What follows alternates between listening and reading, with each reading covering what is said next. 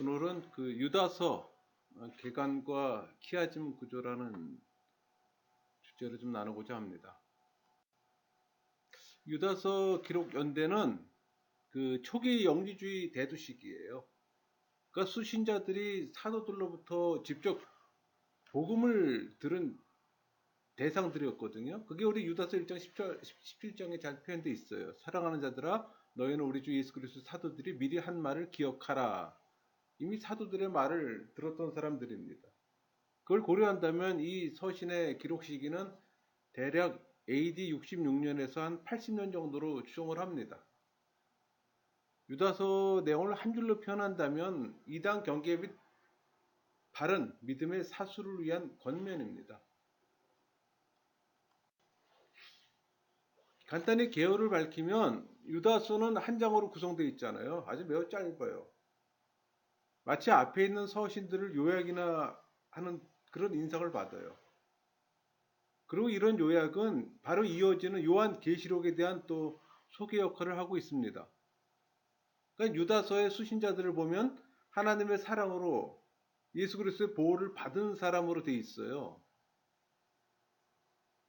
이는 예수님께서 이 땅에 오신 목적이 바로 하나님께서 맡기신 모든 자들을 이 마지막 날에 구원하기 위한 것이라는 예수님의 말씀에 기초를 두고 있는 겁니다. 그러니까 로마 박해 가운데 끝까지 단번에 주신 믿음을 지키라는 권면으로 시작해요. 그게 우리 유다서 1장 3절 말씀이에요. 사랑하는 자들아, 우리가 일반으로 받은 구원에 관하여 내가 너희에게 편지하려는 생각이 간절하던 차에 성도에게 단번에 주신 믿음의 도를 위하여 힘써 싸우라는 편지로 너희를 권하여야 할 필요를 느꼈노니.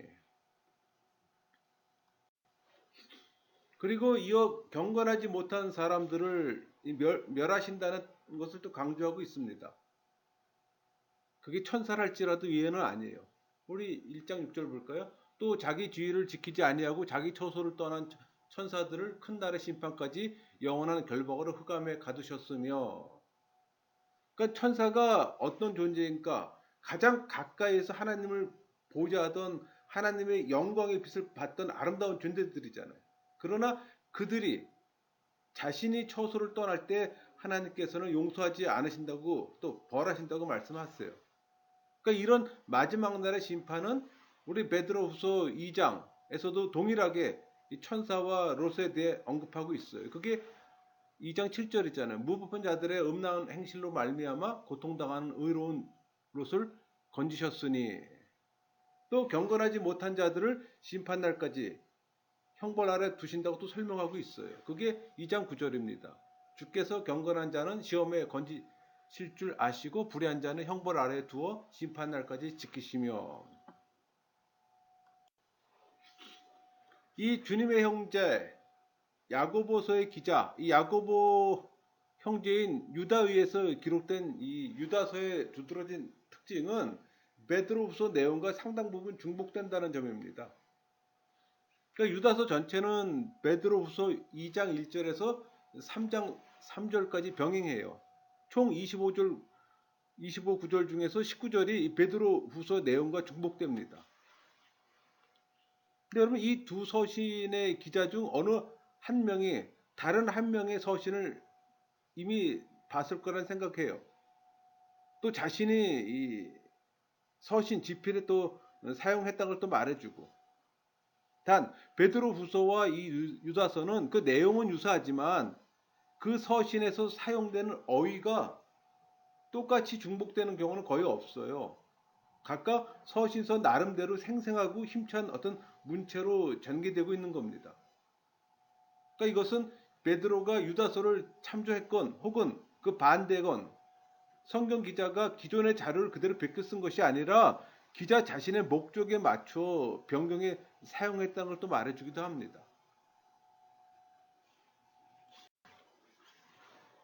이 베드로 후서와 유다서 내용이 유사하다는 것은 두 서신이 적어도 어느 부분에 있어서 동일한 목적을 가지고 기록되었다는 걸 또 말해주기도 합니다.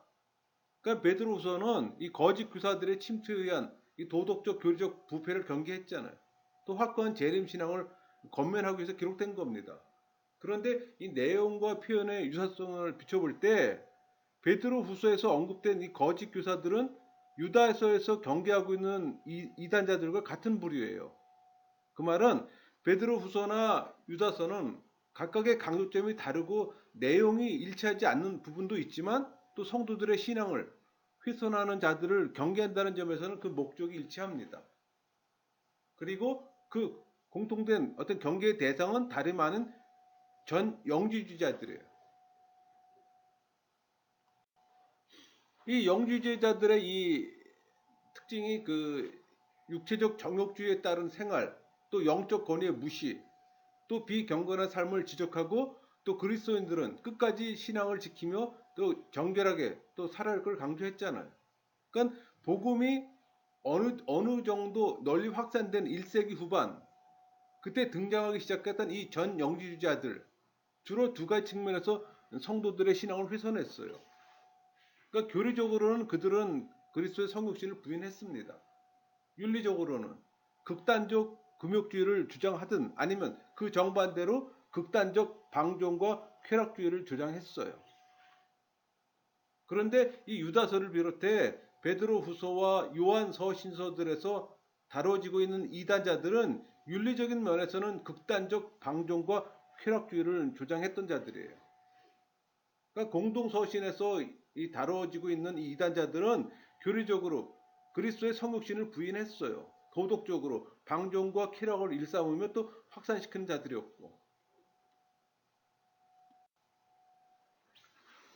여러분 유다 역시 이 본 서신에서 이런 이단자들의 문제점을 두 가지를 요약해 제시해요. 그러니까 하나는 도덕적으로 하나님의 은혜를 이 성적 방종을 합리화하는 구실로 삼았고, 또 교리적으로는 예수 그리스도를 부인한 자들이었던 겁니다. 우리 1장 4절 볼까요? 홀로 하나이신 주제 곧 우리 주 예수 그리스도를 부인하는 자니라. 예수를 그리스도로 고백하는 믿음은 기독교 신앙의 기초며 또 윤리적으로 거룩한 생활은 그리스도를 믿는 성도들이 당연히 맺어야 할 또 신앙의 열매였어요. 당시에 이 교회에 침투한 이단자들은 이 교리와 생활 양면에 있어서 이 성도들이 가진 그 믿음의 본질을 파괴했던 겁니다. 근데 그들의 주장은 헬레니즘 영향이 컸어요. 그러니까 유다는 성도들이 이 기독교 구원을 내용으로 하는 이 서신을 수신자들에게 보내려 했으나 그 이단자들의 침투 문제로 인해 집필의 방향을 바꿔야 할 필요를 느꼈던 겁니다. 그래서 믿음의 도를 위해 힘써 싸우라고 권면하는 이 편지를 보내게 됐던 거예요. 근데 여러분 이 편지를 통해 유다는 그 특히 이단자들의 어떤 도덕적인 어떤 그 타락성을 적나라하게 제시하면서 이 불의한 자들에 대한 심판의 어떤 역사적 전례를 볼 때 이단자들은 하나님의 심판을 피할 수 없다는 걸 확증합니다. 그래서 이 성도들로 하여금 이단자들을 경계하며 또 힘써 믿음의 도를 지키도록 또 권면하고 있는 거예요. 그러니까 신앙을 훼손하는 이단자들은 항상 그 교회 내 조용히 침투해 들어왔잖아요. 뭐 현대는 종교의 관용의 시대라고 얘기도 합니다. 그러니까 다양한 종교적 주장과 교리에 대해서 지나치게 관대해요. 그러나 여러분 관용의 정도에는 분명히 한계가 있어요. 그러니까 유다서는 이 복음의 본질을 훼손하는 이 이단자들의 주장에 대해서 이 관용과 포용이 아니라 싸움으로서 대응해야 함을 또 성도들에게 분명히 가르쳤던 거예요. 근데 그건 이 시대 우리에게도 동일해요. 종교적 화합 있을 수 없어요, 여러분. 종교적 타협 있을 수 없어요.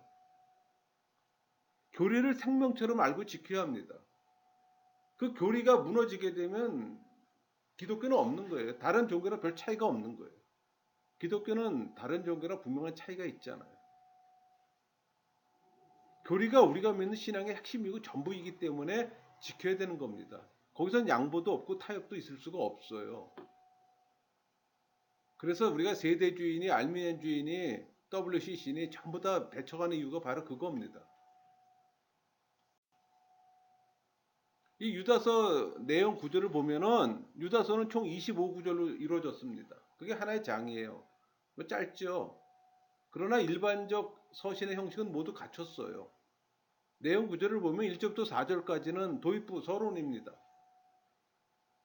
그리고 5절부터 23절까지 본론부예요. 또 24절에서 25절 결론부 축도죠. 도입부 1절에서 4절을 보면은 수신자들에 대한 문안 인사와 서신의 집필 동기를 밝힙니다. 또 유다는 수신자들에게 문안 인사를 전한 후 이 서신의 집필 방향이 변경되었음을 또 밝혀요. 그러니까 유다는 수신자들에게 기독교 구원의 원리를 내용으로 하는 서신을 보내고자 했던 거예요. 그러나 그런 내용의 서신 대신 믿음의 도를 위해 힘써 싸우라는 이 겉면의 서신을 보내야 할 필요를 느꼈던 겁니다. 그것도 밝히고, 그리고 이처럼 집필 방향이 변경된 이유는 교회 침투에 성도들의 신앙을 미혹하는 거짓 교사들 때문이라고 또 밝힙니다. 본론부 5절부터 23절까지 이단자들의 제약상과 또 그들에 대한 이 하나님의 심판의 또 확실성을 공표하고 또 이단에 대한 경계와 또 성도의 바른 신앙 자세를 권면합니다. 그러니까 이단자들의 침투로 이 자신의 집필 방향이 변경된 사실과 또 이단자들의 특징을 간단히 밝혀요. 그러니까 유다는 보다 상세히 이단자들의 제약성을 어떤 적시하고 또 그들이 하나님의 심판을 피할 수 없음을 또 밝힙니다. 또 아울러 유다는 이단자들의 출현에 대한 이 사도들의 예언을 또 상기시키면서 그들을 또 경계할 걸 당부하고 또 성도들이 바른 믿음과 그 터 위에 자기를 건축하고 또 성령으로 기도하며 주 예수 그리스도의 재림을 소망하는 가운데 하나님의 사랑 안에서 자기를 지킬 것도 권면합니다. 또 성도들이 믿음의 터 위에 굳게 설 뿐 아니라 더 나아가 이단의 영향권 아래 처해 있는 자들을 또 궁일이 여기고 또 그들을 구해낼 걸 또 당부합니다. 종결부 24절 25절에서는 마지막 영광의 때까지 또 성도들을 지키실 이 하나님께 대한 소명으로서 이 서신을 또 종결 짓습니다. 이 키아즘 구조 분석을 하면은 A와 A-는 우리 주 예수 그리스도, B와 B-는 부인하다가 되겠죠? C와 C-는 심판이 될 것이고 핵심 테마 D는 애찬의 안초입니다. 여러분 그 유다서가 우리에게 주는 그 핵심 메시지는 유다서는 교회 내에 들어온 이단을 경계하기 위한 서신이잖아요. 그러니까 이단자들은 이 기독교 교리와 생활 양면에 있어서 성도들이 가진 믿음의 본질을 파괴하는 유혹자들이었어요. 그러니까 이 시대도 마찬가지잖아요. 많은 이단들이 있어요. 또 정통교회 안에도 또 이단적인 사상도 있고 그걸 분별해낼 수 있어야 되는 거예요. 그러려면 여러분들이 교리로 무장이 돼야 되는 겁니다. 기독교 신앙을 가지면서 교리에 무관심하고 교리에 무지하다면 그거는 껍데기만을 지금 믿고 있는 거예요, 여러분. 그래서 교리의 중요성은 굉장히 중요합니다. 또 이단자들의 제약상을 고발함으로 또 그들에 대한 하나님의 심판이 확실함을 또 경고해요. 그러니까 불의한 자들에 대한 심판의 이 역사적 전례와 또 심판에 관한 예언은 방탕한 그들 장래에 대해 명백히 예고해 줍니다. 그건 이 시대도 동일해요. 여러분 예수님을 바로 믿지 않으면 아무리 교회 생활을 많이 하고 아무리 성경적 지식이 많아도 소용이 없어요. 결국 심판 때 앞에 가면 다 드러나는 겁니다. 사람들 간에서는 잘 알 수가 없죠. 저 사람이 성령세를 받았는지 안 받았는지. 그래도 저 사람이 학식 지식이 높으면은 우리 그냥 인정하는 상태잖아요. 근데 하나님 앞에 가서는 다 그런 것들이 드러날 겁니다. 여러분 성도들의 믿음의 토대 위에 또 성령으로 기도하며 또 성령 안에 거하며 또 그리스도의 재림을 자꾸 소망하라고 이 유다서는 말하고 있습니다. 여러분 이 믿음의 사수란 어떤 추상적 구호가 아니에요. 뭐 이단에 대한 적대감 수준이 아니라 구체적인 신앙의 노력이 수반돼야 함을 유다서는 우리에게 가르치고 있습니다. 그런 것들을 우리가 이 유다서에서 얻고 우리 삶 가운데 우리 신앙생활 가운데 또 적용시키고 또 행해야 되는 겁니다. 그래서 성경이 주는 이 유다서 메시지는 우리에게 또 큰 겁니다. 말씀을 마치겠습니다.